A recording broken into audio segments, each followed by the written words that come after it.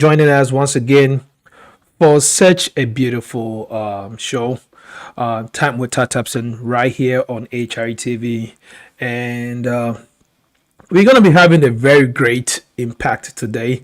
Today's topic is something that I'm very, very interested about.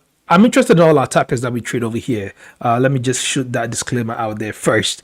But today's topic is just unique, and I'm interested in that because those of you who know me personally knows that I am very, very big about investing and relocating back to Africa because I feel like if you do have a stepping stone and you do have something to fall back on, the best way to move, the best way to live is to move back to Africa and reconnect with nature and also the greens and also less stress and have more peace of mind. When the money is good, everything is great. But we do have people that are ready to walk us through the process and steps to make things better and more understanding. So we have our very own lawyer Oni, who will be actually running this process with us, and she'll be bringing on board other resource personnel who have already tasted it, tried it, and tested it, and they can actually help make this possible. So today's topic is Relocated to Africa, Episode 2, Culture, Identity, and also relationships. So we're going to look into the culture that are involved and also the identity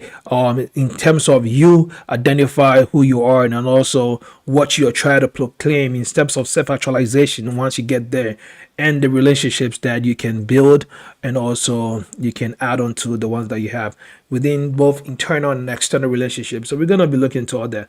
And we have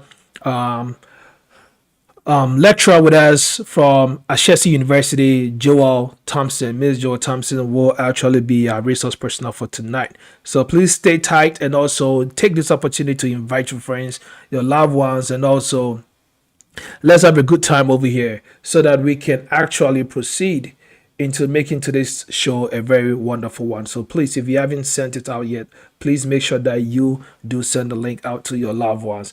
Today's icebreaker topic or question is very simple.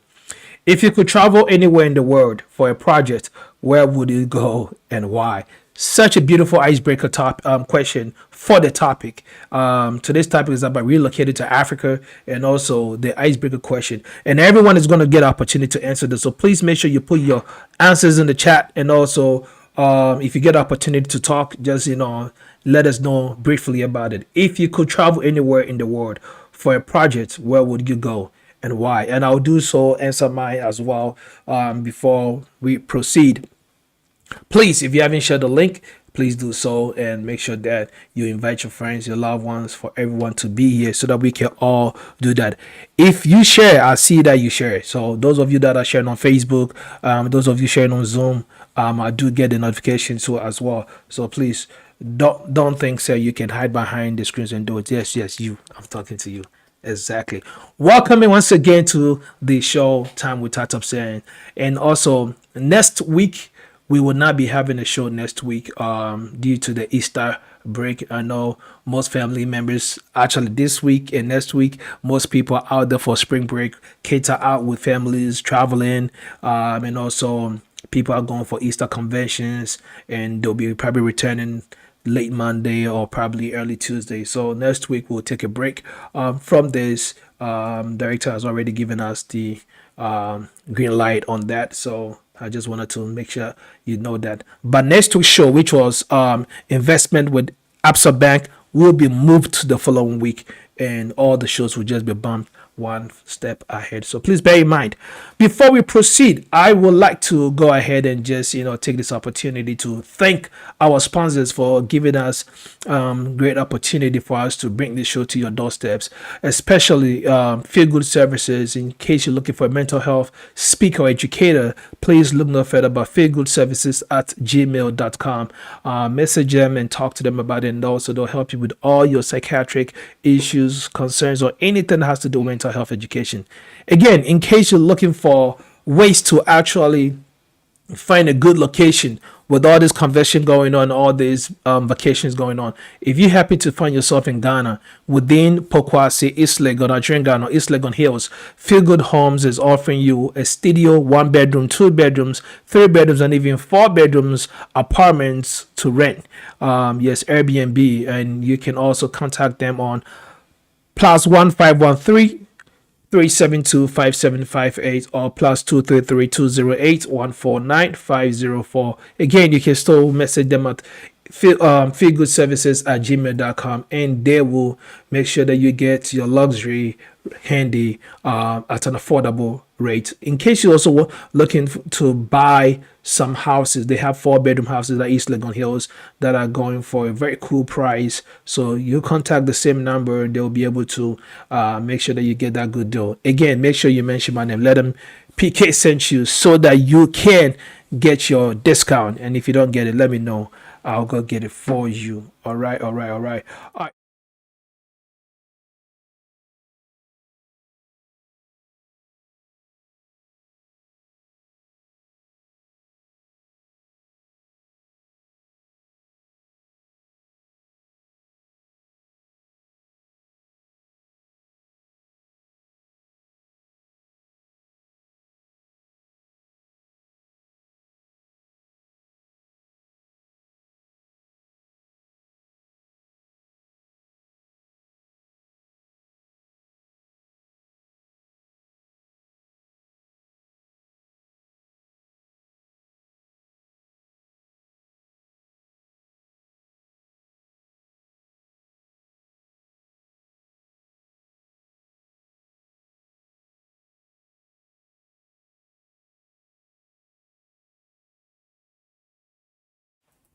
Ladies and gentlemen, if today's your first time watching the show, we want to say thank you very much for joining us, and also big shout outs to you. But if today's also your first time hearing about TapTapSend, please make sure you go to your App Store, your Google Play Store, download the app, and make sure you put in the promo code P-KAY, and get $20 on your first transaction. Hence, if you do send money with my promo code and send me a screenshot of that transaction, I will also give you a bag of rice for you to spend or for you to enjoy with your family. So please take note of that in Kaibosem. Also, do not forget that the app is easy, fast, secure, and very convenient to use. So if you want somewhere to put your money through, make sure TapTapSend is the place to go. Zero transfer fee.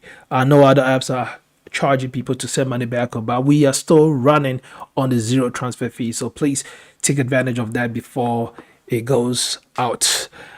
With that being said, I want to say thank you guys once again for joining the show. And at this point, I will welcome Director of TapTapSend USA, Canada, and Italy to give us any updates that he has for us, so that we can actually take note of that. The way the show is going to go is very simple. After Director gives his introductory message, we will go into the main presentation with Lawyer Oni and also Miss Joel Thompson. Then also after that, we will do a Q&A section. After the Q&A section, we will hand over the show to TapTapSend, where they run the TapTapSend Focus with Uncle Jimmy and the ambassadors. And also, right before we do that, to Director A-Class will give us a sign-up message so that we can know what's going on. Once again, welcome to the show. And please keep sharing the link. Thanks to all those who already did share the link. God bless you all for being part of this big family. Director, welcome to the show, Time with TapTapSend. Thank you, Doctor. How are you feeling today? Easter mood. Any surprises for the customers and the viewers? Okay, so we have a lot. I mean, Mamini can say today I'm because last week, I'm a fan of Ghana, right? No, you're not. You weren't Kotoko Jersey. Also, you're a fan of Ghana. Oh, so it's just like Ghana is longer than Africa. Kotoko is part. That was a big saying back then in Ghana. What if you brought up Ghana is longer than Africa? Oh, like 3/4 when you wear something. When we're younger, I mean, who to me t-shirts now and sana brochure. So they say Ghana is longer than Africa because Africa is supposed to be longer than Ghana. So the shirt needs to be underneath. Yeah, there you go. Yeah, Kotoko is part of Ghana. So yeah. So this time it's not like Ghana is longer than Africa. Yeah. Last week I actually had a Ghana jersey on, and since we lost, I took it off. No, but you have to be happy. We're a good loss. Now from 5-1 to 2-1. I think. Yes. Later, do you get paid to go to work and try to do your job, or you get paid to go to work and get the job done expeditiously, meticulously? I mean, some work is hard to to complete, and the point is, young console the last goal was an offside goal, draw. And I wish Director, what do you have for us? Because you buy me on this. What do you have for us? What are the updates? it is very hard to defend the devil anyway.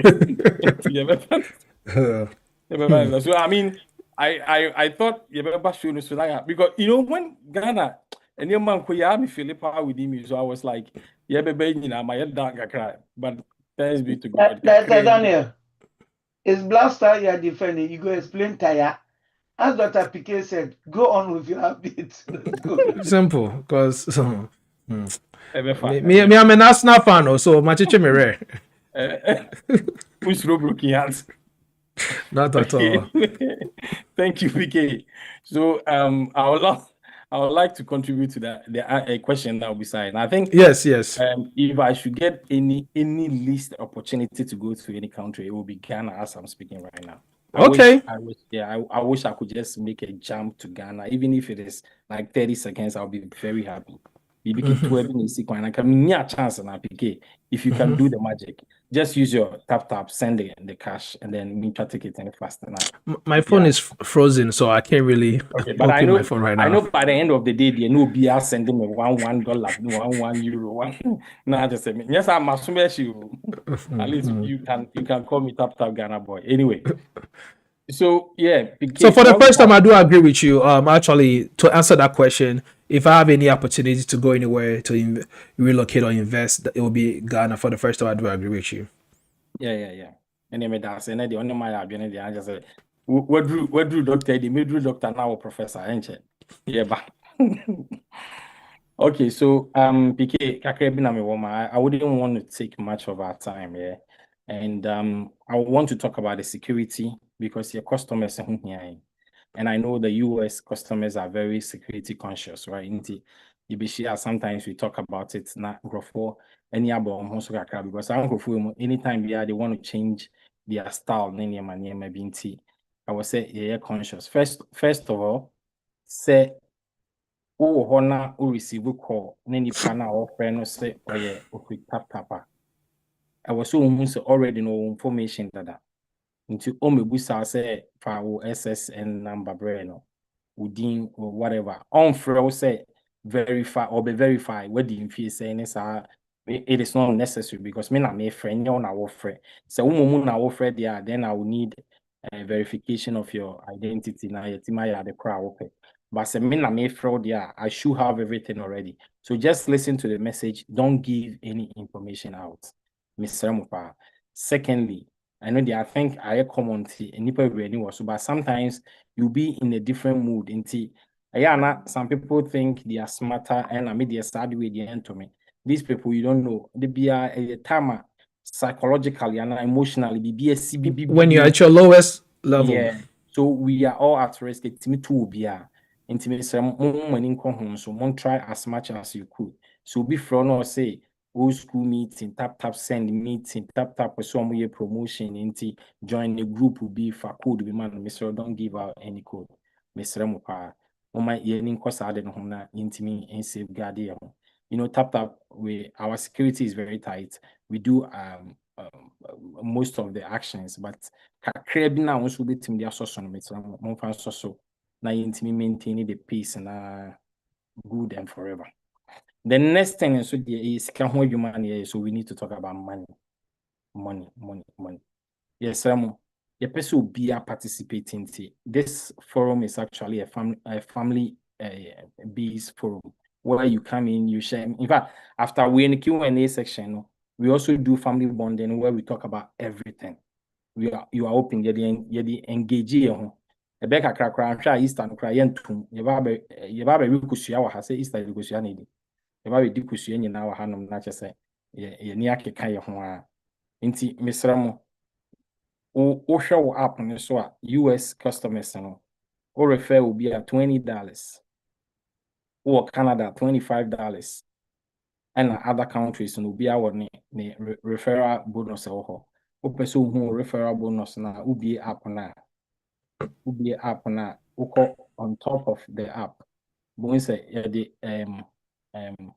package be at one near this scanner to you just click on it no shama obi bia onyusu app no that o share mana no a subscriber you get $25. Also, with make some out of that action that you make. Na enye no nkonso de abusua bi so abeka ye ho. So mesra mo monka nkyere mu nuanom ma dofofo nyina na momra show yi so na yini nkomo. Apart from everything, we are learning a lot here. President Akufo-Addo Nede homecoming by Tap has taken it upon ourselves. Yes, I educated people how to relocate. I mean, we do real estate, we do banking, and a lot of knowledge is being shared over here. But then we are actually promoting a lot of things here. Knowledge is power. Lastly, some people have been complaining about media send this certain amount.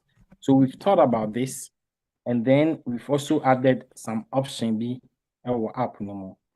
We call app on so we click within as well. You actually will see your personal details limits. So when you go to the limits, we shall 30 days, 90 days, 365 days. What you can do is you can increase your limit. And to say, ultimately send it 5,000. Now person send it 10,000. You only go there. Now why increase the limit? Now what prove what from say who is to say PK into Sikano a bit more for Ghana, and then we open it up for you. Until we shall for Kakre, minister PK the on purpose. All right.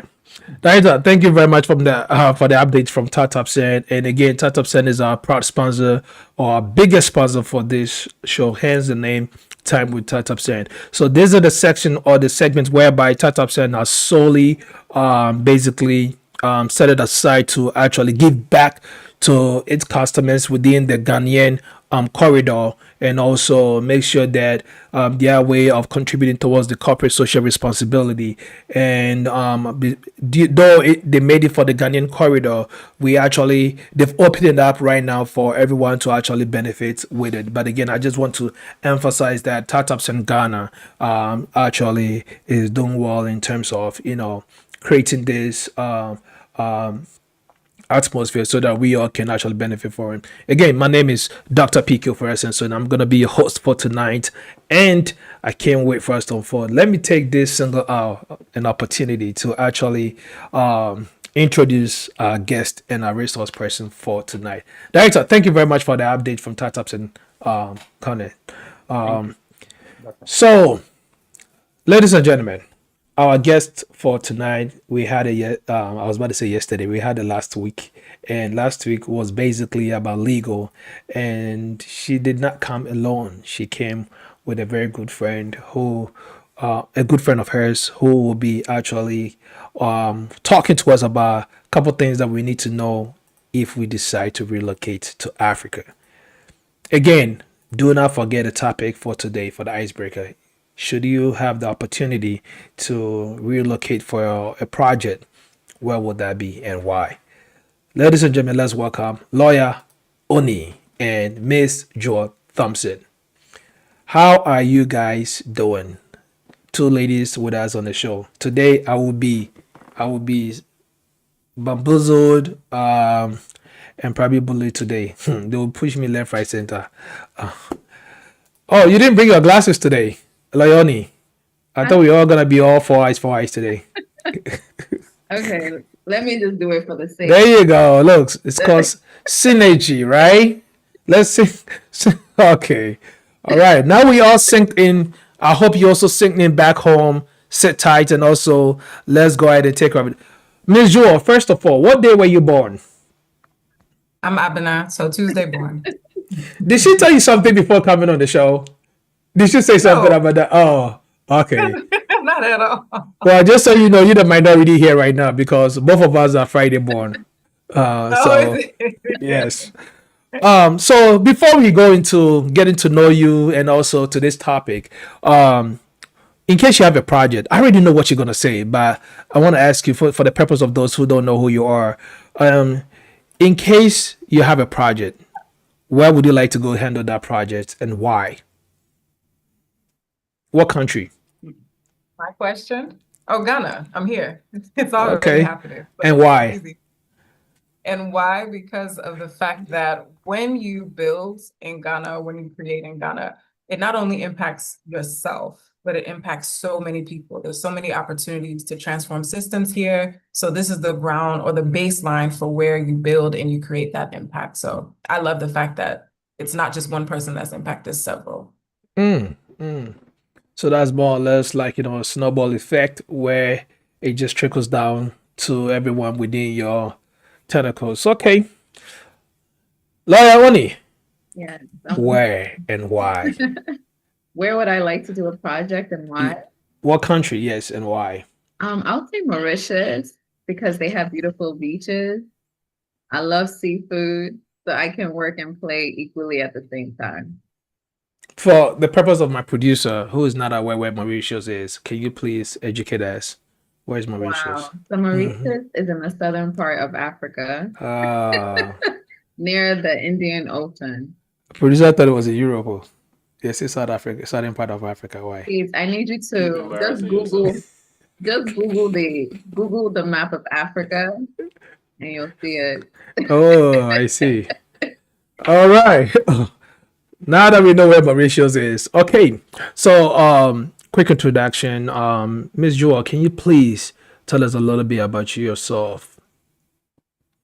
Oh, sure. You know what? I think I would like for Lawyer Oni to introduce you. Lawyer Oni, introduce Miss Jewel for us. Okay, sure. Thank you so much, Doc. We're both really excited to be here today. This is a continuation of the series Moving Back to Africa. Today we have a very special guest who is going to be able to carry us all along with actual examples. I want to just start right now to, first of all, thank her because it's not the same time zone. She's actually in Ghana as we speak. So we all need to give her an applause for even still being awake at this moment.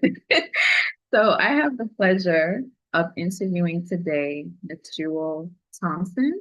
Ms. Jewel Thompson is a scholar, she's a practitioner, and she focuses on entrepreneurship education, cultural theory, innovation, ecosystems in Africa. She is a lecturer, so this is a very intelligent person knowing her today. She's a lecturer at Ashesi University, which many people who are familiar with Ghana would know. Ashesi University is a leading university in Ghana. It's like the equivalent of MIT here in the US. Hey, and you know this how? Hey. I've actually had the pleasure of attending a program, not that I didn't school at Ashesi, but I attended a presentation at Ashesi, and I was blown away by the knowledge of the student. Oh yeah, it's a W school. It's an excellent school. And there she teaches hands-on design thinking and entrepreneurship for Ghanaian nationals and people from all over the world that attend it. She's currently also pursuing her higher degree, and her doctoral research explores how cultural differences across Ghana influence entrepreneurial behavior and innovation. She has developed the Ashesi Venture Incubator with MIT. See, that's why I said MIT. D Lab, where she helps ventures secure over $600,000 in funding. So nice. Not only is she about academia, she's also very practical and hands-on. But where she's relevant today is that about 8 years ago, she decided to up and relocate to Ghana, just on her own. And it has been an amazing journey for her. She's flourished in the country. And so today she can talk about tips on why and how one can do the same. Today's presentation is focusing on culture, identity, and relationships, which I feel is very important, especially as people relocate, whether you're going to Ghana or any other part of Africa. But today we're going to be focusing on Ghana. And so that is Ms. Jewel Thompson. And I will now allow her to add anything I may have missed. Yes, please. Ms. Thompson, whilst you add anything that you want to add to it, can you please tell us a little bit about your background, where you're originally from? Maybe, let's say, are you from the States or the UK and you migrated to Ghana, or you're originally from Ghana but born and raised in the States, or raised in the States and decided to relocate back to Ghana? Oh, thank you for that. And thank you, Oni, for the intro. So I am actually Ghanaian, but I had never lived in Ghana. I was born in the States, born in New York, and raised in Atlanta. So primarily, a lot of my 347, the building. was done in in Atlanta before I moved back home. So for me, I used to come back to Ghana, for holidays, your Decembers, your summers with family, Easter periods. So that was my connection or affinity to being on the continent. But everything else was really, I guess we'll get into the conversation a little bit more, but a lot of my developmental years was in Atlanta, but I was still very heavy connected to being back home. So So I'll explain a are you a more of 347 or 646? I'm 404.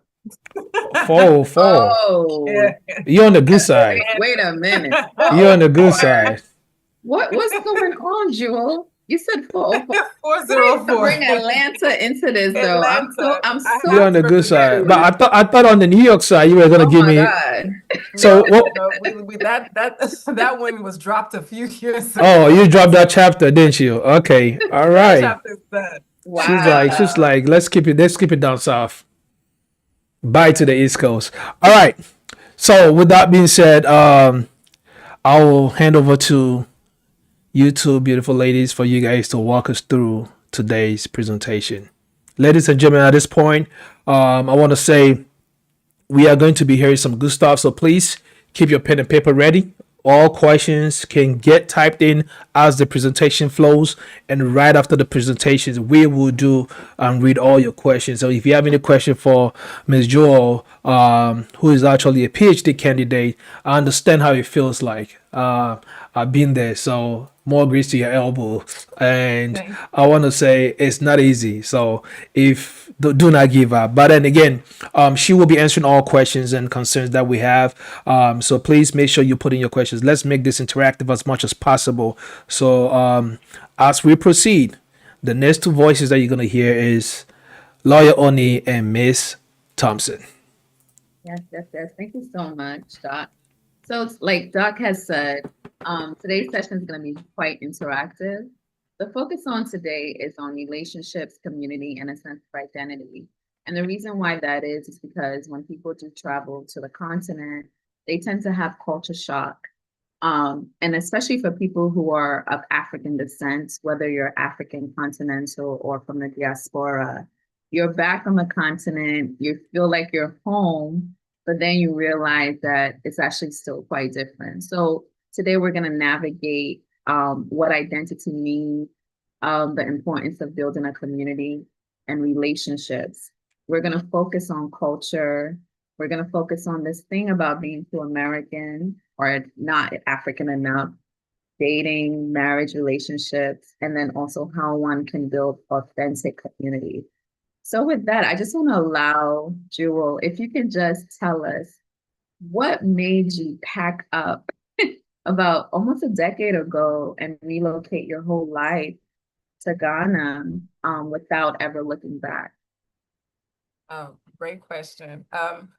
Hello, everyone. So when I tell this story, it sounds very like purpose, kismet type of conversation, but the reality is that I was working in the not-for-profit sector. I was doing business development in low to moderate income communities. And so what I recognized is that as I was working with entrepreneurs, trying to get them to think through innovative tactics, revising their business models, sometimes there were challenges in the way in which they pursued business. And so for me, I wondered, particularly working with our people, is this something that we see, is it similar back home? What's happening on the continent? What does entrepreneurship look like for us? Back then, that was all the way back in 2015, 2014. There wasn't a lot of literature, articles, anything being done. And even when you look at Research Academy now, initially, a lot of conversation wasn't had about the benefits and effects of what happens on or in Africa.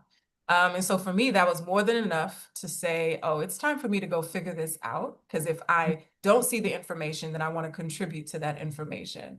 And so that's really what started my trajectory to say I need to go back home. I didn't want to be a person that stayed, in the States in comfort and, having questions and thinking about the answers and assuming it from my own biased perspective. But I needed to be boots on the ground, have the lived experience, and actually contribute to the ecosystem. So before I understand what's happening and breaking it down and making my comments or critiques, have I lived it? Have I taken time to actually build here before I start speaking?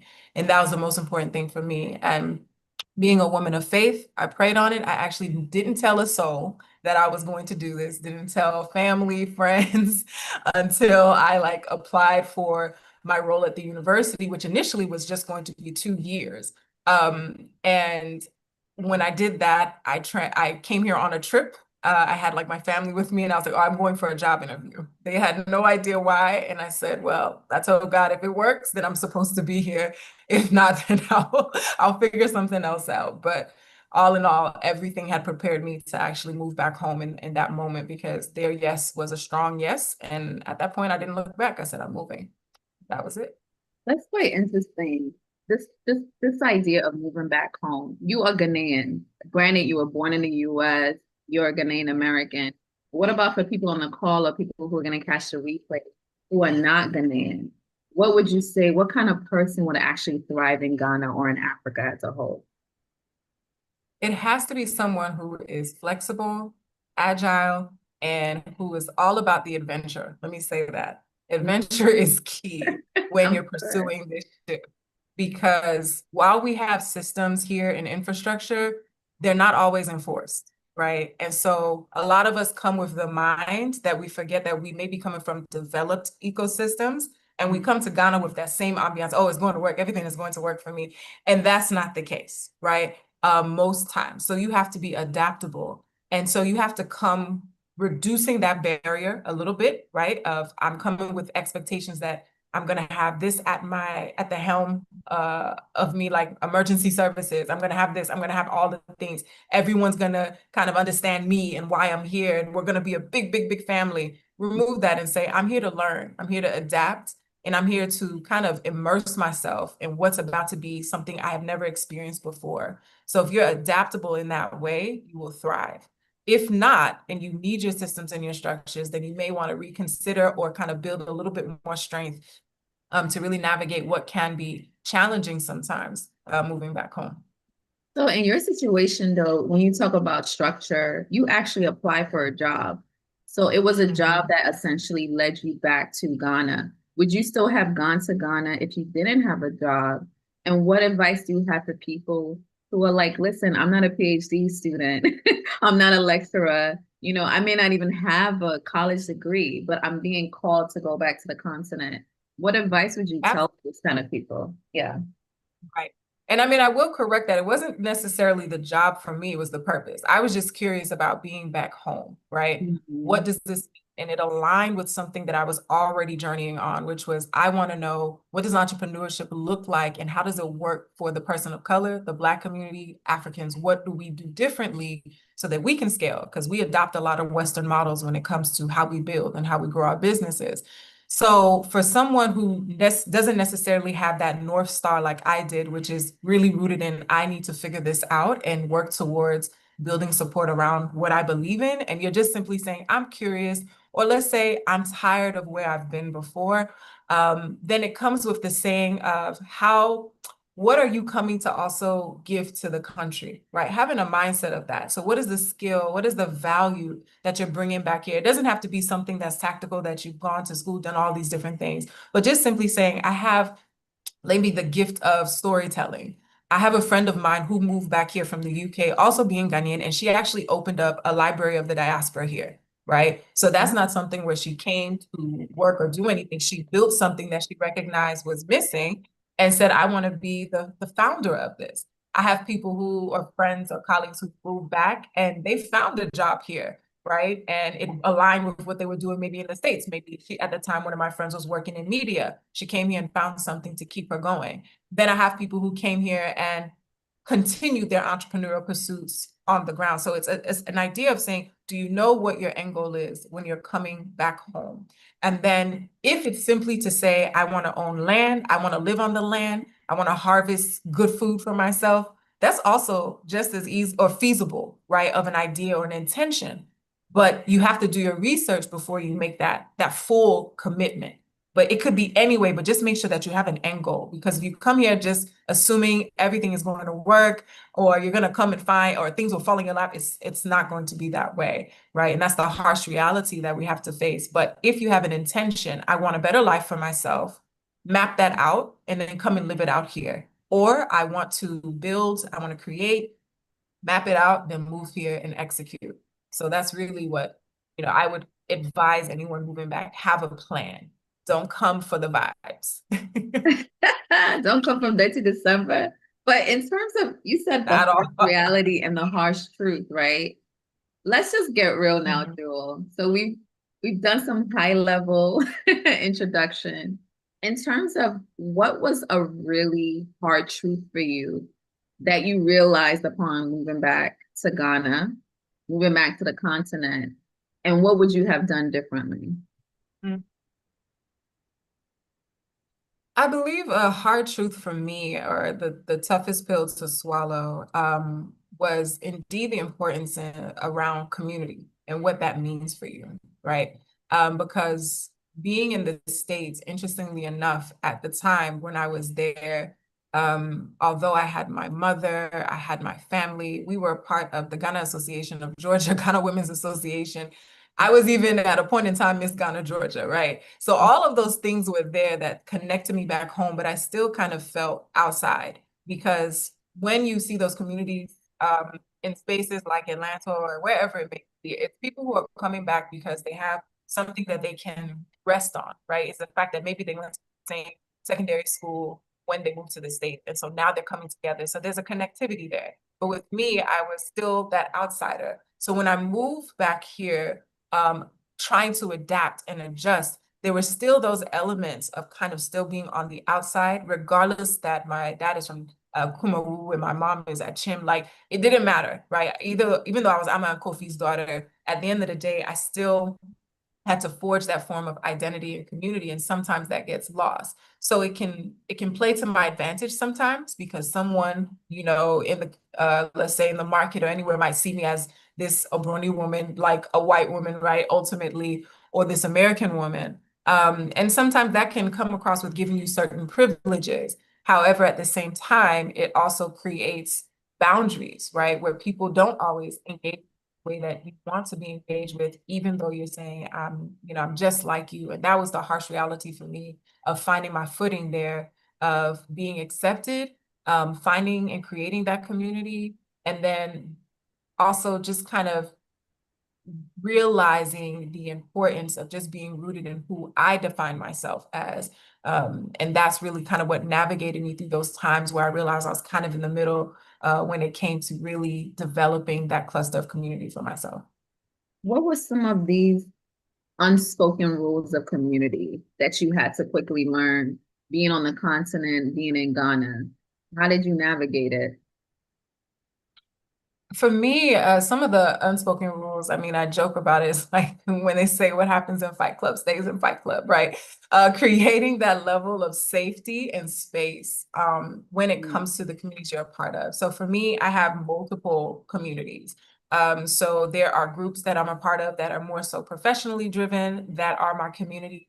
There are young women or women who are much like myself that, that is my community of women who support me. So how do we create safety for one another, trust when it comes to bonding, what we're sharing, the lived experiences that if I need you, you're there for me, and vice versa. So that's really, really important, as far as it's not necessarily unspoken, it's expected of in any community, right? That there's safety, there's trust, and then that's the expectation that, you're my extended family. And we're going to keep each other safe in this experience that we're all having together. It's interesting because, Jewel, you actually have a very positive experience, but we know that for many people who do go on to the continent, that's not necessarily the case. And what I would like to ask is, can you give tips on how someone can be able to assess whether someone should be trustworthy?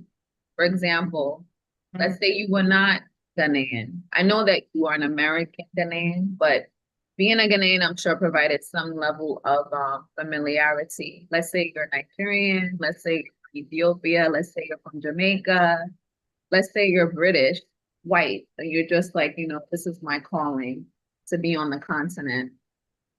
What would you say is a good way to be able to tell, should you trust this person? How long did it take you before you really built this community? That's a tough one. I mean, it's a challenge, right? Because I remember, like, I would call it my outdooring in Ghana, where I was starting one of my first businesses out here. And unfortunately, the place I went to, I was trying to find like a place to rent a space so I can build out my office. And the lady stole money from me, right? And she was from my mom's hometown, so we thought we could trust her, all of these things. She's like, oh, you're like a daughter to me. We didn't know her personally, but because she's from my mom's hometown, there's some form of familiarity there. But even with that, she stole a large sum, right? She took it, didn't finish the requirements of what we needed to have for the space, and then just disappeared.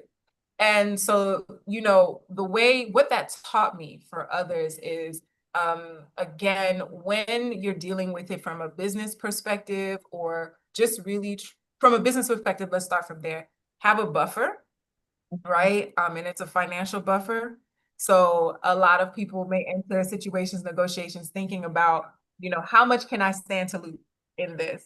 Because honestly, Oni, it's not an easy thing to really see who's trustworthy. It's an experience, and you have to like vet them. So if it's an opportunity to do some due diligence, either they say, hey, I know this person, connect you to that. You could check references. Hey, I'm just using someone on this call here. I'm meeting with Daniel, right? Daniel says he owns this company, he's going to do X, or he has this land, or he has this. Do you know him? So you check that from a reference perspective to see if someone knows him, that someone knows him or her, right? Before you go forward with anything. And that's from more of like a business or just trying to navigate it, because it is difficult to tell. From a personal perspective, it gets even more difficult, right? Especially if people are trying to navigate relationships, whether that's platonic or romantic. Then that's when you have to really try and get to know their people, if you can, get access to really getting to the depths of where do they come from, right? What is their family like? What's the family dynamic? And then really just use intuition and a little bit of due diligence to create that safety, because it's just like everywhere else. It's not to say that this is unique to Ghana, but can be, because we come with a level of excitement and optimism, it can be disappointing when someone does prove themselves to be untrustworthy, rather than the expectations. Like if we're in the States, we know that if anyone is untrustworthy or anything happens, you can sue them, right? Or you can track them down some way and make sure there's some restitution. Here, that's not it. So that's the difference, right? Because again, you can get swindled, tricked wherever, any country. It's not just Ghana. But it's just that we have just more, a little less leverage in making sure we can recuperate certain losses or anything of that nature. So you just have to do your due diligence and trust your intuition, and calm down on the optimism as well when you meet people, because they will be very friendly. We are friendly people. We will smile and invite you to do so much. And then before you know it, something has gone awry. But it's good that you say that. I feel like that's a very important point you made. When it comes to finances, when it comes to business, have a leverage of how much you're willing to lose. Maybe start off a bit smaller. If you're definitely going to go into business, you must do referrals. You must do referrals. As it relates to personal relationships, you can try to still do referrals as much as possible. It is harder when you're going into a new community where you do not know people, but you can try your best. And if you are stung, just know that that's not the whole country. As much as people do talk about negative experiences, there are still positive ones. And it wouldn't be fair, right? To just be like, I'm done with Africa, I'm out of here because of one experience in Accra or Lagos, or Nairobi. Now you're gonna, go ahead and say the whole continent needs to go. So I do appreciate that.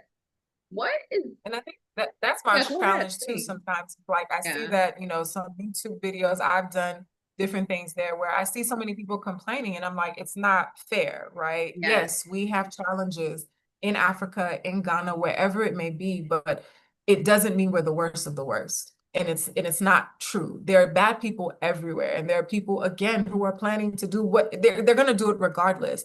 But you also have to have your wits about yourself and your intention. And I love what you said that, again, don't allow that experience to shape your framing around the entire country or the continent, right? Just come back and try again, right? And figure out or readjust, readapt, and then find that community that can support you. Like, again, I'm a part of different WhatsApp groups that support us, of people who repatriate to or back home. And, we talk through this. So you continue to have those conversations. Hey, I need this support. I need this, etc., to make sure that you can get through the hump, because everyone sees the gold in the continent, right? And everyone is extracting from the continent. But we're the ones who want to move back and actually give to the continent, right? Not just extract. And so we need to make sure that one issue that happens, that challenge, it will happen. It's okay. But recognize it happens other places too. And we have the tendency to overlook that. But when it happens here, like I said, plan it out, buffers, understand this person may not be trustworthy. It may be frustrating, but I'm going to get through it, because again, if we go back to the top of this conversation, it's about purpose. What are you coming here to do? How are you coming here to live? What are we coming to give back? Because again, we're developing, right? And unfortunately, colonialism is taking more time. And so we have a lot more work to do, and that is okay.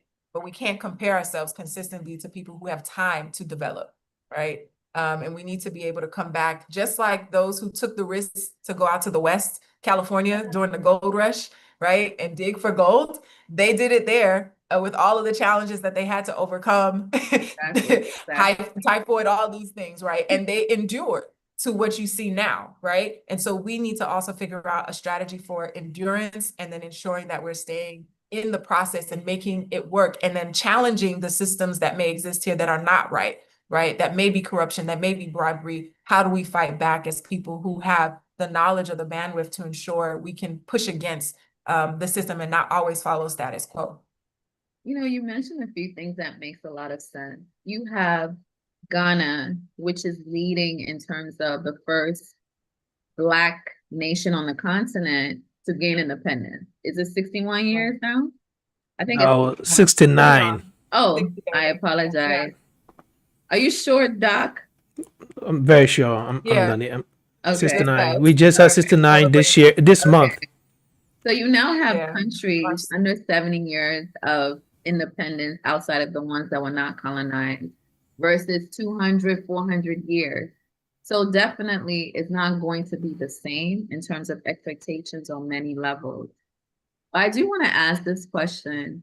How were you, and how do you still balance your true sense of identity while still respecting the culture that you're now in, or what people will call the local culture? For sure. I mean, for me, when I explain my background and my story, is my mom didn't shy away from Ghanaian culture when I was at home, right? Okay. So respecting of my elders, the behaviors and the mannerisms, I still had to adhere to that in the home. It was only when I went to school or I was watching TV that, it's a whole nother exposure to some other culture that's not my own. So coming back home, I understand when it comes to the inherent traditional processes that we have to go through. I know that. When it comes to my own identity, which is kind of multifaceted at this point, it's also, that's where I go back to purpose, right? Who am I? Beyond just being Ghanaian, beyond just being American, who am I? Who is Jewel Nana Thompson, right? What am I here to do? And that's what keeps me grounded, because again, you can get frustrated. And I'm like, it's not about accolades or anything for me. It's like, I came here to serve. And again, for others, it might not be about service or anything of that. You could simply be coming to say, I want a better life. I want freedom. I want peace of mind. That's different. And that's absolutely okay. But for me, it's rooted in purpose. And so as long as I'm actively walking in that daily, and that's the line of work that I choose to be in, that's what keeps me grounded when it gets frustrating. But traditionally, I know how to greet my elders. I know the processes, all of the things there. So I'm always, present in that way when it comes to that cultural understanding. But when it comes to just who I am, based on purpose, yeah. you would say to be present. So for people who are going to the continent for the first time, maybe like I said, they're not of origin of the country that they choose to go to, be present, observe, watch, see how people interact. Would you say to go all in with the local community, or would you say it's better to maybe find an additional expat or diaspora community and only cling with them? So it's a blend, right? Because we also have to realize that Ghana is a monolith.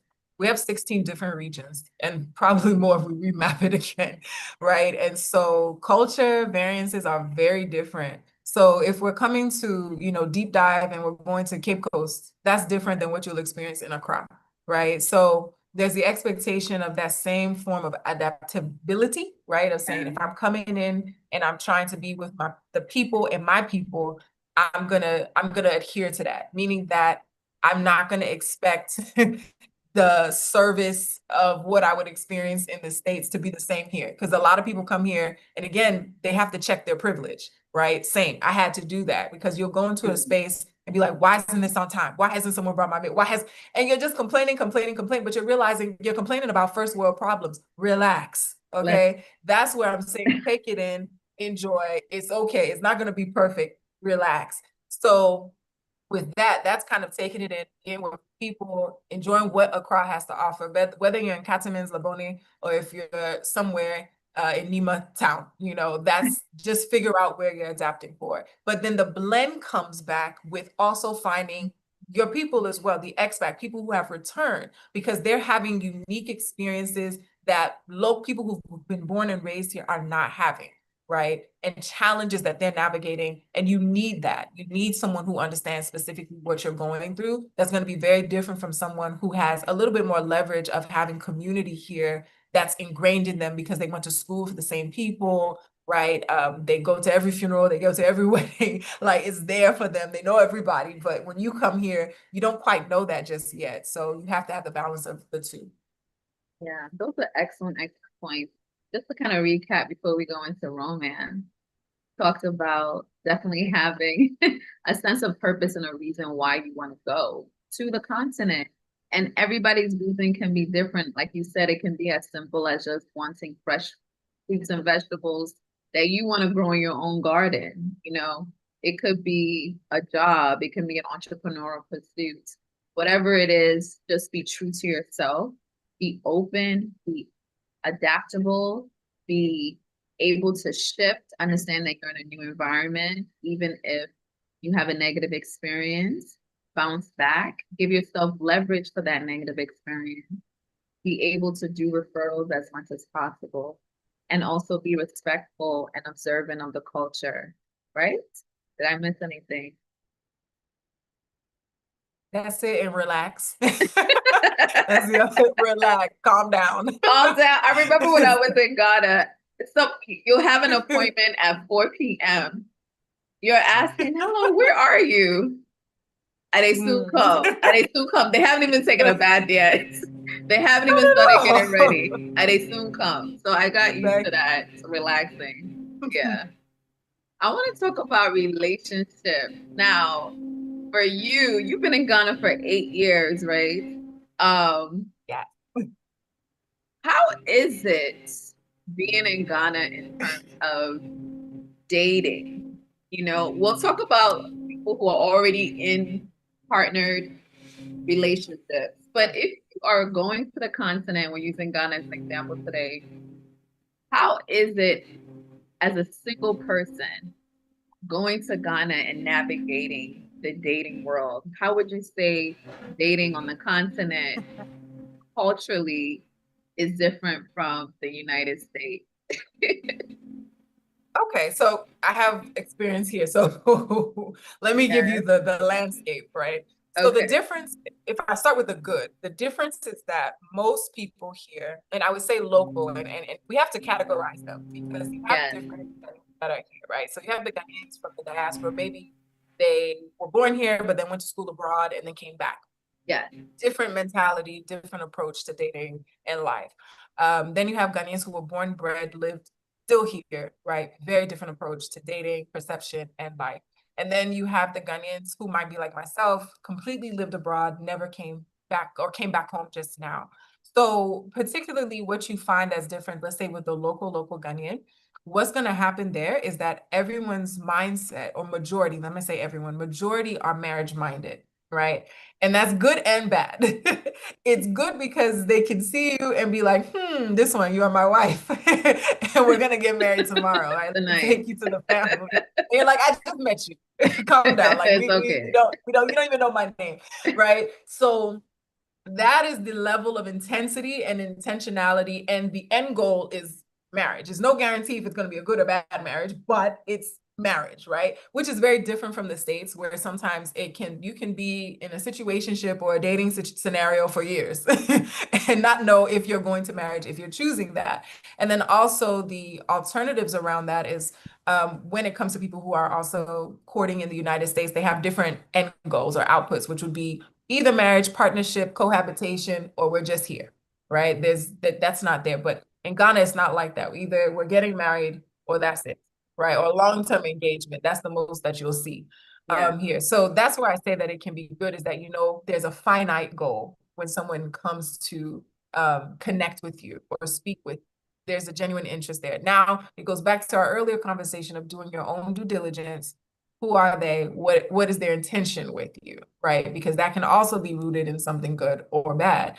Whether it's the short term, they see you as an opportunity to get into another level of life, or it could be truly for the long term, where they do see you as a lifelong partner and you share the same values, and it surely can end in a beautiful love story, which for a few of my friends, it's been that way, and for myself as well. So for you, okay, that's great. That leads us to the next segment.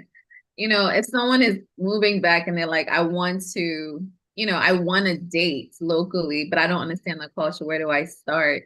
How were you able to navigate? And now, what is the status of your relationship, if you don't mind me asking? So I'm pre-engaged. So we've done our whole knocking and things of that nature. Oh, so congratulations. yeah, we're moving along. But yeah, I think that it's all about introduction, because again, it's the due diligence component, right? The trusting of, who is this person? Do I really know their intentions? And so if you're coming to Ghana, that's where forming your community is so important.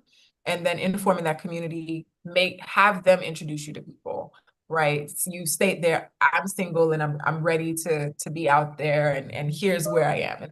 And just like that's same in the States too. It's like someone has to do the introduction, because again, here, yes, you can hop on Tinder or anything like that, but it's not guaranteed you're going to find the quality that you're looking for or what you expect.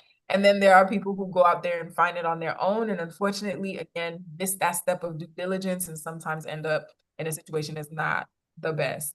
But mostly it's through introductions and then meeting in same spaces. So kind of pay attention to spaces that you're excited to go into, because Ghana has a lot of events, programs, things that you can do. So if you see somebody there consistently, introduce yourself, have a conversation, because it means they're aligned in some type of level of interest of your own, and get to know them. And then also make sure that they're not married.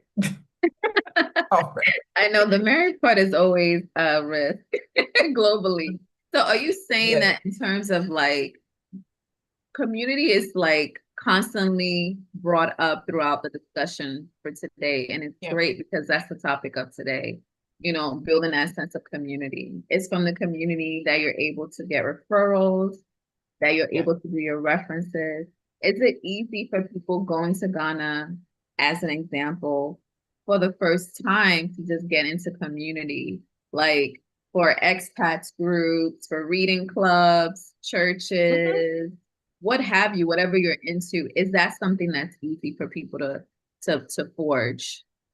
Yes, it is accessible. I would say a friend of mine, I'll shout her out, Christabel Dadzi, she did start a really powerful network group, which is AHASPORA, for a lot of returnees.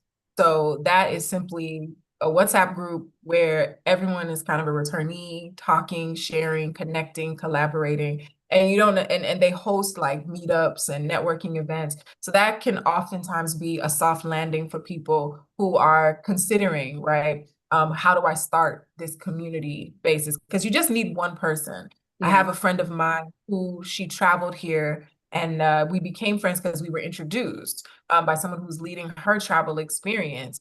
And from there, because she was introduced to me, I said, oh, well, let's go ahead, let me connect you to other people. And then that spawned a community for her where it's, she met the love of her life and, married and moved right, along, and they have a beautiful family together. So it's that just as simple as that introduction, finding the space. There are platforms that exist. I definitely happy to serve as a resource when it comes to that as well. I help a lot of people relocate and kind of just get acclimated to Ghana. That's fantastic. But people that are married, maybe you already have a marriage in place or a partner or, whatever your situation is, you guys are together. How, from your observation, what are some of the challenges that they can expect, or how do they prepare to navigate romance in a new culture? So from challenges, when I talk about practicality, this is if you're moving here with your partner, your wife or your husband, you need to, one, figure out the dynamics around like work. What is that going to look like? Most importantly, where are you working? How's that established? Who's doing what? Because that can, create sometimes some tensions, right? If one person's corporate, one person's remote, et cetera, because the timelines and the time you get to spend is limited, right? And that can propose or present a challenge. But when it comes to the good, is that Ghana has a lot of hidden gems, a lot of places to explore. You can travel to the north to Tamale and explore a lot of our kind of savanna-like terrain. You can go just up to the east, go to Greek Gardens, have a staycation. My partner and I have done that before, just staying in town, enjoying each other. And with the transformation of Ghana as well, because so many people have come back, you have so many events. You have live bands, dancing, whatever it is that you want to do to keep your relationship alive is definitely here. And then you can also create community around that too. But there's a lot from food tastings. I mean, there's too much to do essentially as a couple if you're intentional about it. But from a more practical side, make sure that the structural matters are in place so that it doesn't impact your time and capacity together. That's a really good point. You mentioned a lot of things you can do as a couple that requires money, and that doesn't require money because, Right. we do tend to go out a lot on the continent to eat, but Ghana does also have things that are free that people can do. What about the LGBTQI community or people who are not necessarily interested in marrying? Maybe they just like to date platonically. What is something that they should really be aware of if they are considering, for example, a place like Ghana or the continent? I think that, so again, when it comes to the events, I mean, we have different platforms here, like even as simple as Eventbrite. I think that's most people are familiar with Eventbrite.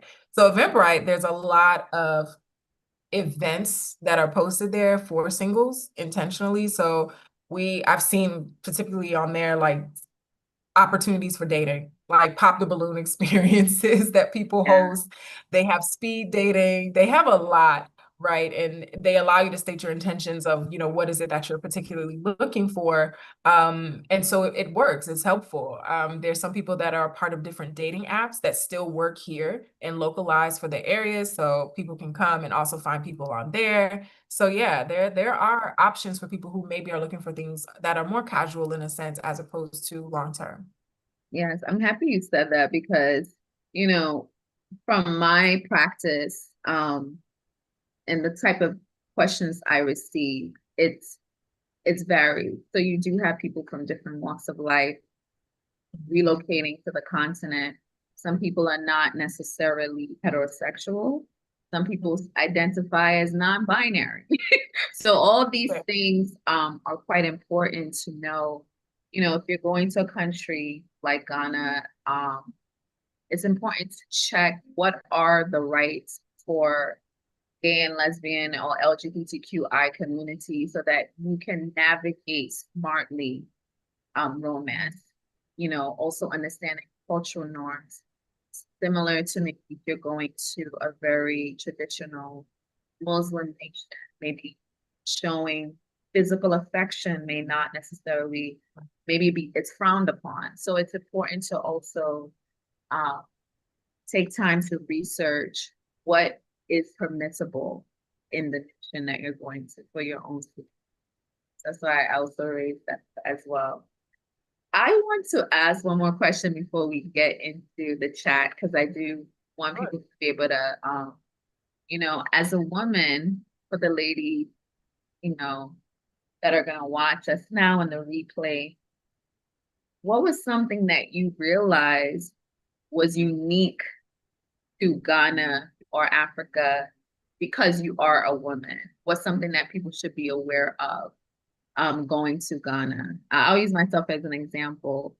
When I went to various African countries, I'll use Nigeria, for example, I realized that I couldn't necessarily take my strolls at night like I wanted to. I was conscious of the fact that I'm a woman, so I was a bit more careful in terms of safety. Maybe after, the 6, I'm not gonna maybe take a stroll alone. So what are some things that you would say for you as a woman, or tips for other women to be conscious of if they're navigating the region alone?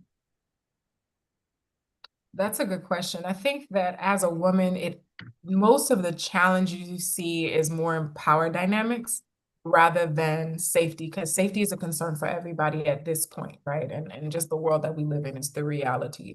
Yeah. But Ghana is particularly at a level to this extent is somewhat safe. So in certain communities, you can walk out at night and be fine as a woman as well. But I'd say in power dynamics, the expectations, because of the systems that we just exist in, right? So you could be in a position of leadership, but still looked down upon, or essentially they will look more towards the man for the final say.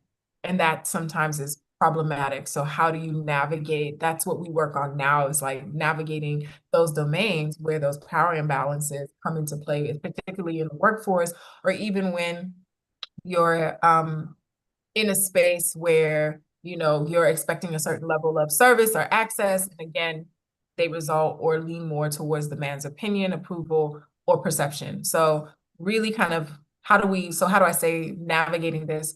So being prepared to not necessarily be in a defensive mode, because it's expectation that may happen. And so now it's about how do you still own your level of agency and autonomy when you are in a space that might look down upon you because you are the woman in the room, right? And how do you also maintain, especially if sometimes being a woman also creates some level of unwanted advances, right? And you also have to balance that, right? Knowing that is expected, but holding your ground, right? And not succumbing to advances that, again, negatively impact your own professional standing and reputation. So keeping that at the forefront, because most times, again, if you're an attractive woman, if you're an intelligent woman, whatever the case may be, you're going to face some events that might be unsavory. And so you just need to come understanding who you are, owning that identity, setting your boundaries, being strong on those boundaries, and again, falling back to your community if at any point someone crosses a boundary of yours. That's an excellent advice. Thank you for that. I want to turn it over to Doc. I do want to allow questions if anybody has questions, so we can make sure that it's interactive. This has been a great discussion. Definitely. Yes. All right. First of all, I want to say thank you very much, Ms. Joel. You just nailed it. I like your course of response. There are some of them that you just went straight to it, and some of them I like the way that you handle it, and very diplomatic. No wonder you are in the non-profit sector, so being diplomatic goes a long way for you and what you do. And I want to say thank you very much for actually coming aboard and just helping us understand a couple things. So let's go ahead and go straight into questions. We're gonna start off with Zoom. If you're interested in asking any question verbally, please put your hand emoji up, and we will call you to answer, to ask your question. And two beautiful sisters or ladies will be able to help you with that as well. All right, so we're gonna start off with the Zoom one first. So this is from um,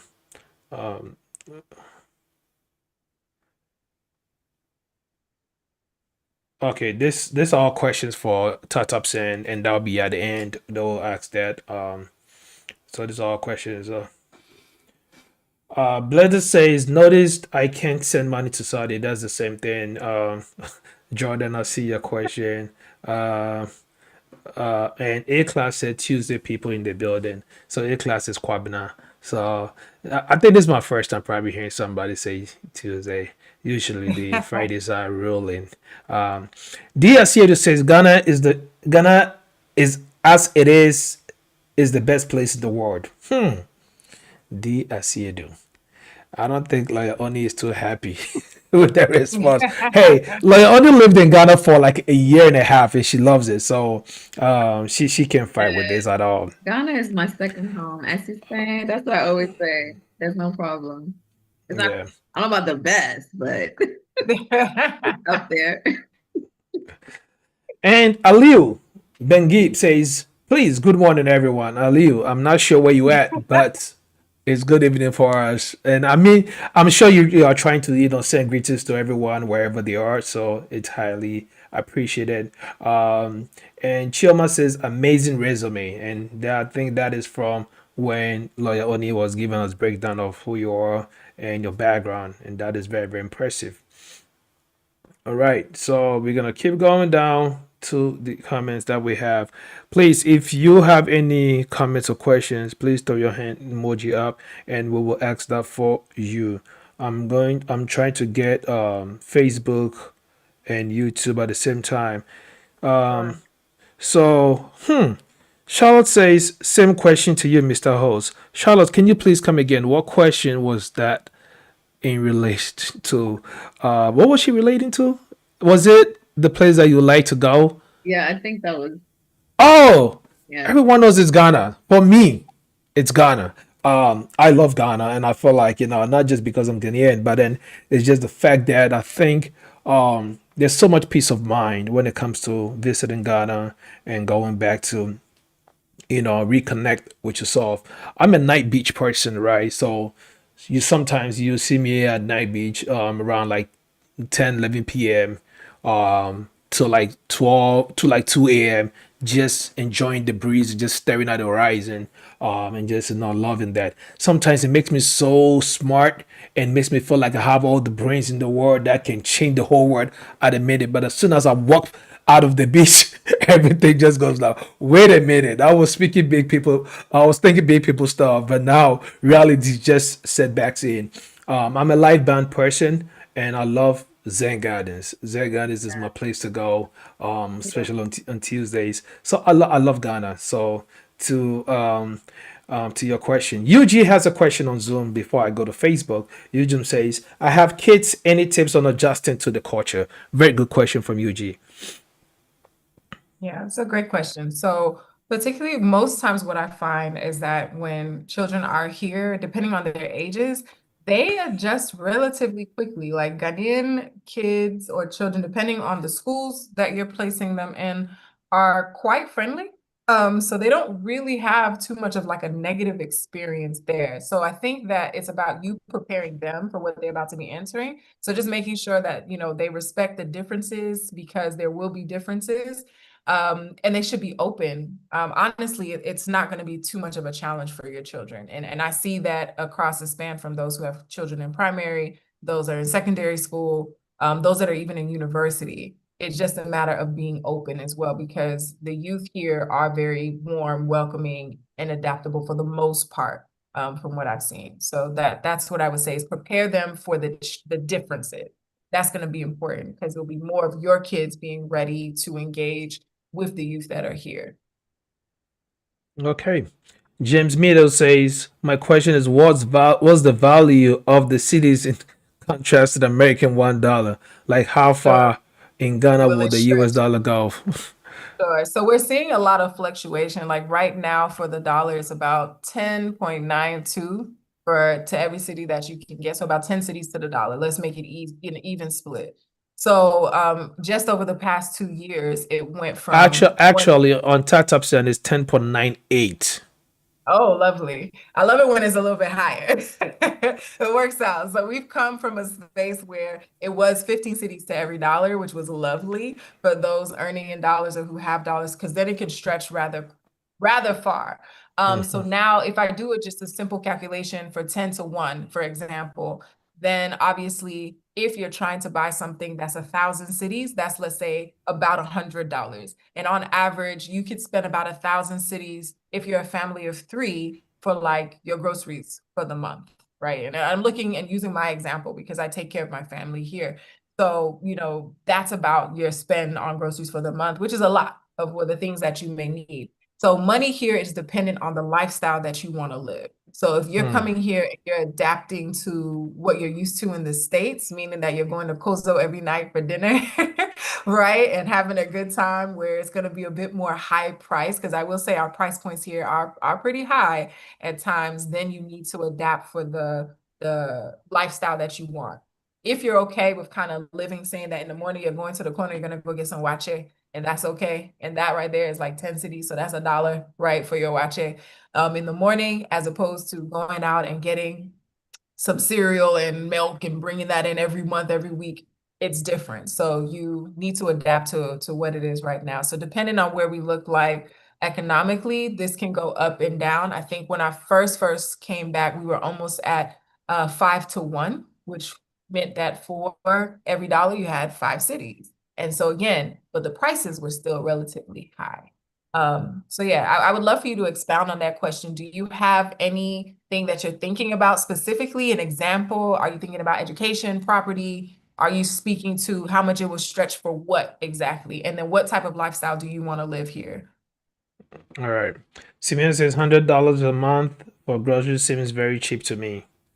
Yeah, as Oh, it compared is. to In context, if you're averagely. making the Yeah. dollars, yeah, if you're doing that. But now here's the thing, Simone, if you come here and you're earning in cities, then that's expensive, right? It Because is. you also have to realize that for certain roles here, most people on average traditionally don't make more than 10,000 cities a month. Then there's the few that may make 20,000 cities, 30,000 cities, depending on certain specializations, right, that they may have. So you're looking at anywhere between 1,000 to, let's say again, using 10 to 1 to $3,000 a month that your highest earners are making if they're not entrepreneurs or have some business for themselves, right? And for those who may come here who are not going to work locally, then obviously sometimes your what you make will be pegged to the dollar most times, and that can be the better suited option for you. Doing some remote work that pays you in dollars or euros or whatever the case may be, have the highest valuation, that can afford you the life that you want. But if you come here and you choose to work locally, the salary bands are anywhere between 10, 20, 30, and that's high end, right? For certain roles and positions. Okay. I know we have 12 minutes left, so let me go ahead and make this announcement real quick before we proceed. Ladies and gentlemen, we only have 12 minutes left, so if you have any questions or contributions, please bring them in so that we can get them taken care of as much as possible or as soon as possible. Also, Loyalty, in case someone is interested in reaching out to African Global Consult Group to link them through the right, networking process and also relocating to Africa, what is the best contact information for you so that they can reach out to you? And also, if people want to book a session and talk to you and set up a time to be part of your agency or and show them the right path to go and probably send them on their way.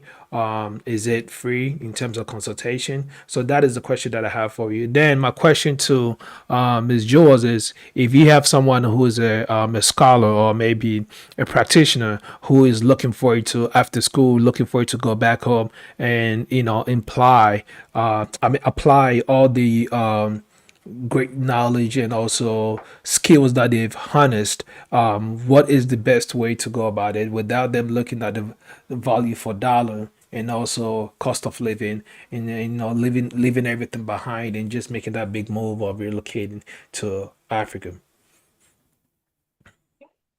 I'll let my sis answer first, and then I'll come in. Definitely. Awesome. Thank you so much, Doc. If anybody wants to get in touch, I would recommend you can text, you can call 833-242-4020 or 646-438-3362. I will drop the details in the chat with my Yes, please. and then we can also follow up in the other platforms. Right now, I am doing a reduced price in terms of a consultation. I do offer a preliminary chat, and that's free just so that people can be able to even get an idea of, what it is that they're even trying to navigate. So I'll drop that in the chat. Okay. So the preliminary chat is just free, right? Then once they decide to proceed with the move, then that comes with the subsequent cost for the consultation. That's what you meant. Yes, the Okay. preliminary chat, there's several. There's a screening. That one is a short one, Okay. 3 minutes. But then in terms of like a more comprehensive, that is paid. So Okay. just say you're coming from Tap Tap Sun. All right.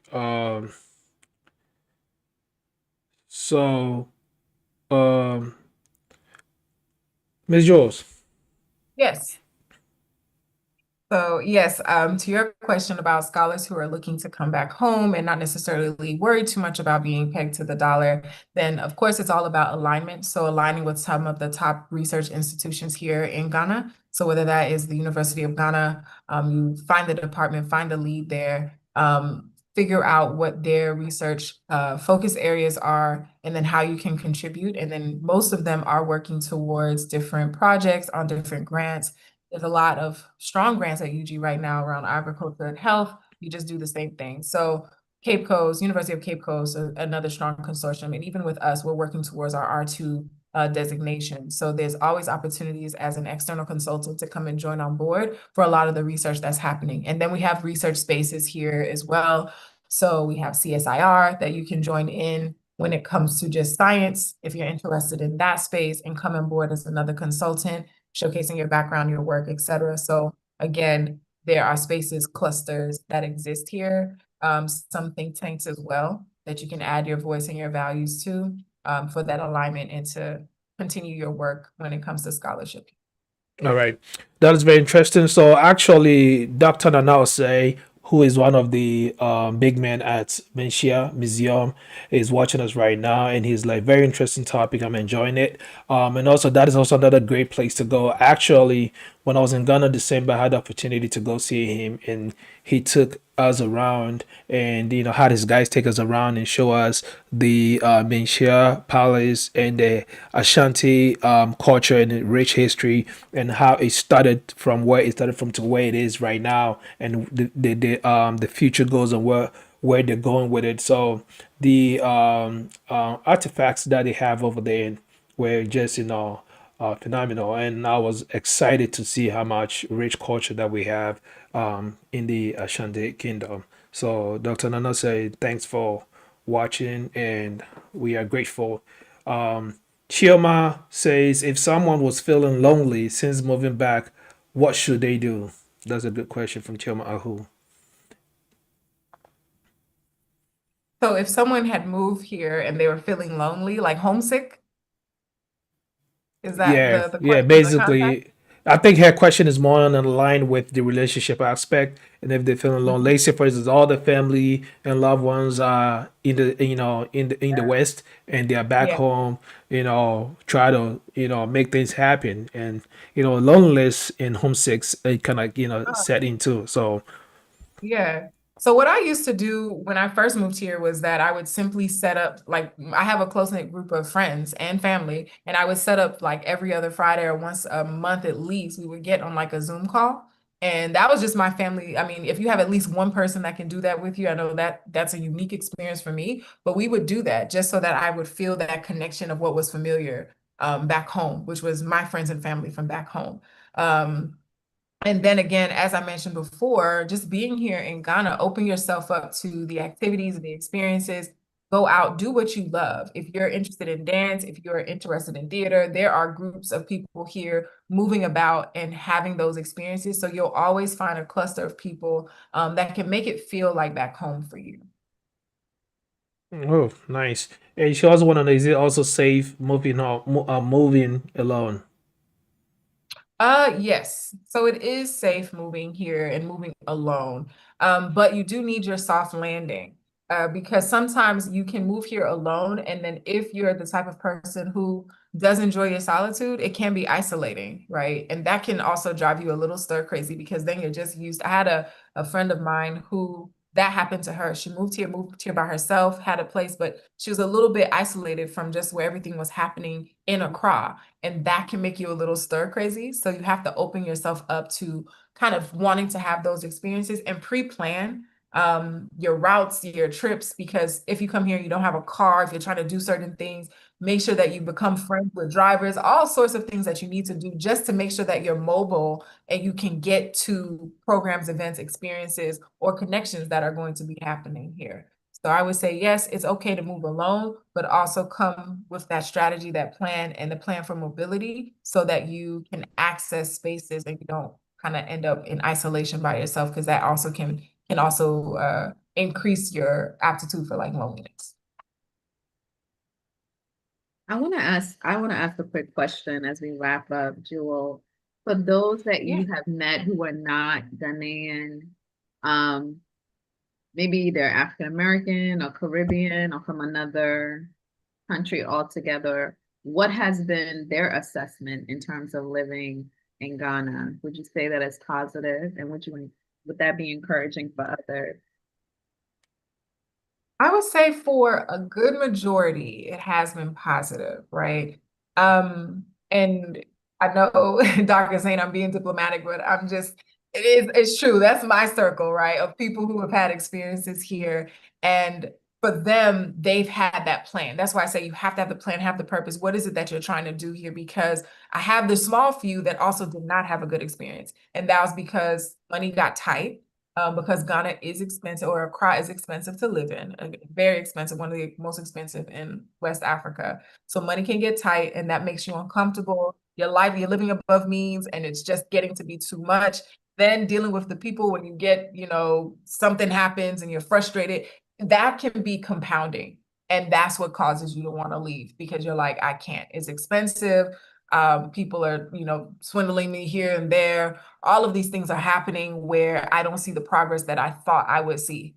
And that's what oftentimes can make people leave. But you just have to endure, get over the 7-year itch, and you'll be fine.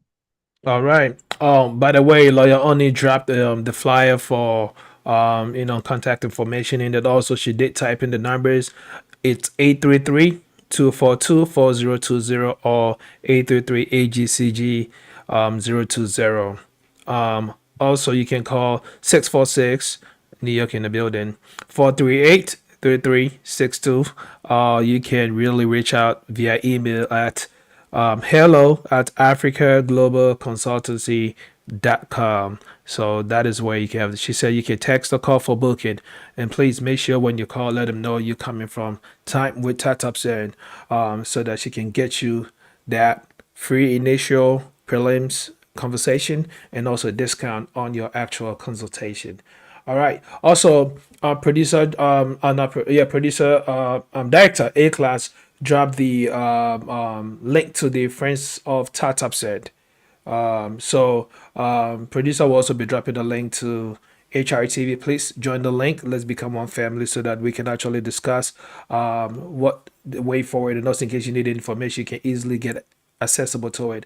So the Friends of Tatupsen is where people discuss issues and concerns they have with the Tatupsen app. Okay, if you have any issues with your app or concern, that's where the conversation goes on at. Now, the HRTV family is where our viewers also come so that we collectively discuss topics that we want to treat over here. And I am very, very appreciative of those who message me backdoor or producer backdoor in terms of what they want to hear and what they want us to discuss. Not everyone loves to talk publicly, so most people do their conversations backdoor, and I appreciate you guys a lot. Like, for instance, the one with the Absa Bank coming up, It was one of our viewers who said, "Hey, I know someone from Absa Bank, and I would love to have them come on board to speak about what they also have to offer for diasporas." So that's something good to actually acknowledge on that. Now, the last question that we have over here, so that we can actually draw the curtains, is coming from Dennis. Dennis says, "What motivated her to move to Ghana?" She said that earlier, but I'll let her give a little bit recap of what she talked about so that we can wrap it up.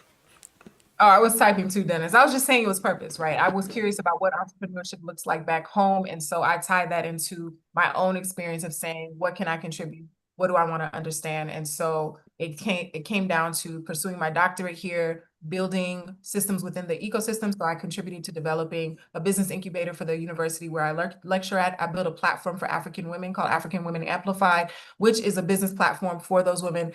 I also started a business here called Eco Launch, where I would have a space for entrepreneurs to sell their products and get access to admin support. And I had a travel company that enabled people to come home and connect with business people. So it was kind of creating a full-pronged ecosystem approach of how do I define entrepreneurship, how do I contribute to entrepreneurship, and how do I transform it so that we are also not trapped in always taking the Western approach to how we build businesses and grow. So that's what brought me home, and that's what's kept me here. Well, I almost, got beat up by Ron. I missed Ron's question. Ron, please forgive me. Please forgive me. It was not deliberate at all. Ron says, "What about retiring to Ghana?"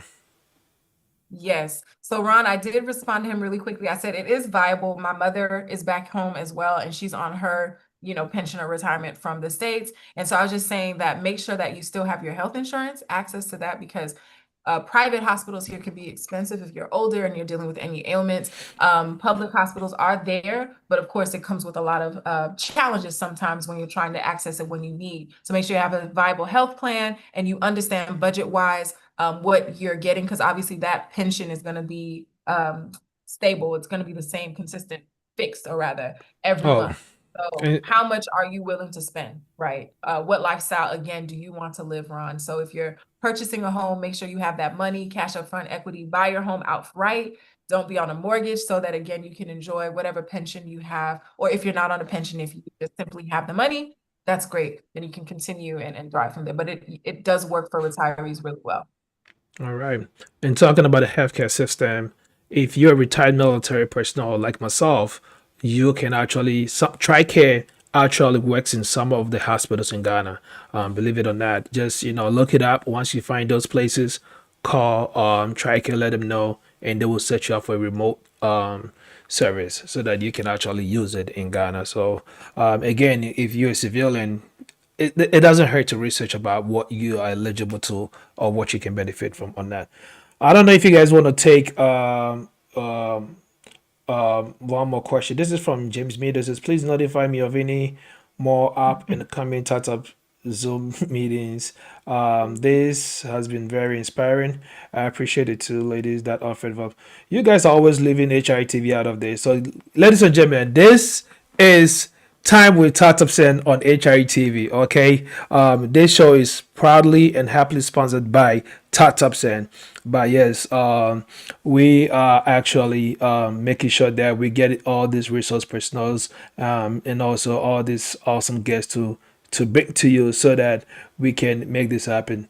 And whilst we are all highly supported by Tatupsen, please let's not forget to also uplift HITV in wherever we are so that it will flag up the banner for us to have some good, more great stuff to your door as well. So, Michael Bedu says, any experience about life insurance? Michael Bedu, we are about to close. So, you waited all this while to All ask this life time, insurance. Hey, I they think have it's some joy. here. A good friend of mine has Petra health insurance, life insurance. You could do that here when you move here. So there are So, options for you. the life insurance is in Ghana, or they do it in the States and take it to Ghana? It's either or. So when there's some here in Ghana, so Petra is a really good one. And then obviously if you have one in the States, you need to also see how that transfers over. But for instance, my mom and I still have Globe Life Insurance. We still pay into that. And so considering I'm still a citizen, it still works out. So Is Michael Bedu related to Isaac Bedu? That's weird how they both were on it. I know, right? Okay, so ladies and gentlemen, this is where we're gonna draw the curtains. Want to say thank you guys very much. Before we draw the curtains, Doc, sorry. I Yes. just wanted to interject. So Jewel also has a women's rights initiative that she runs. So why did she hold up on that? No, I'm gonna just I'm want to let everyone know that I dropped the chat. It's called AfricanWomanAmplified.com. And this is an amazing way for people to give back to women's education, their entrepreneurship pursuits. So please feel free to check out the website and see how you can get involved. It's quite amazing. And I just wanted to let you guys all know for people that want to give back. All right. Thank you guys very much. This is awesome. And I want to say thank you guys also very, very, very much. You guys really did a great delivery on that. And again, I'm excited to have you guys. And I really took a lot of knowledge from there. Maybe I might be a client, who knows. I just probably gonna call upon a class to actually give us the closing remarks or the sign up message. Producer, do you mind dropping the HITV platform so that people can actually do that? Thank you.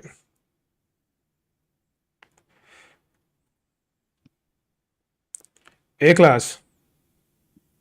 Oh.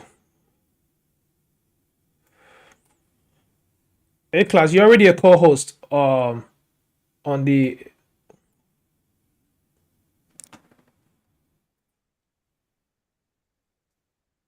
obetimi aye cabinet where your friend is saying co-host the mommy.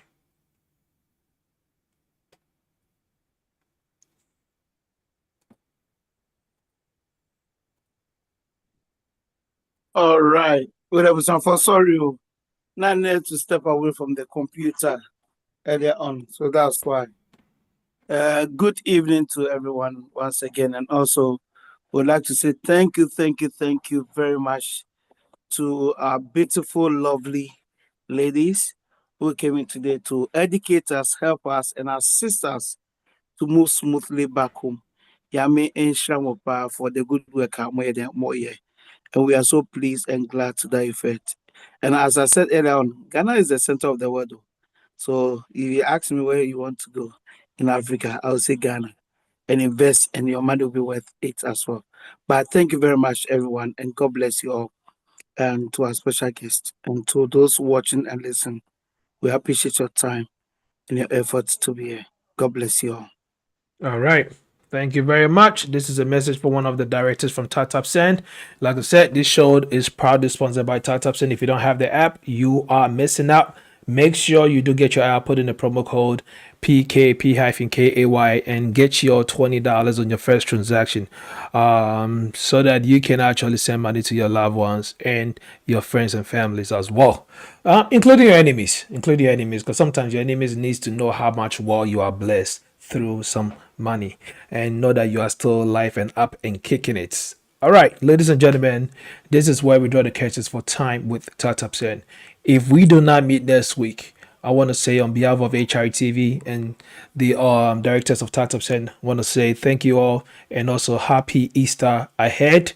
And usually they do have some eggs breaking and stuff like that. I don't know if this is going to happen again, but if you want to know and you want to have questions about it, stay tuned. Do not leave. We're going to sign out on Facebook and YouTube, but do not leave so that you can actually ask those questions with the TapTap Send focus, which is fully TapTap Send section with Uncle Jimmy and the ambassadors. My name is Dr. PK OFORI-ASENSO, and my producer Nana Lord is over here making all the magics and making sure that you guys get all these beautiful visuals and audio that we bring it to you. God bless you all. See you guys again in the next 2 weeks right here on HRTV on the most anticipated and prolific show, Time with TapTap Send.